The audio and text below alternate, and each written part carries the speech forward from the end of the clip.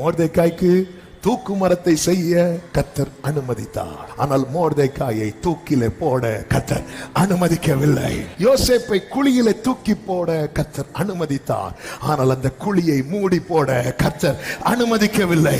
சாத்தானை யோபுவை தொட கர்த்தர் அனுமதித்தார். ஆனால் ஜீவனை எடுக்க கர்த்தர் அனுமதிக்கவில்லை. சாத்ராக், மேஷாக், ஆபேத்நேகோவை அக்கினி சூளையிலே போட கர்த்தர் அனுமதித்தார். ஆனால் அந்த அக்கினி அவர்களை பலன் செய்ய கர்த்தர் அனுமதிக்கவில்லை.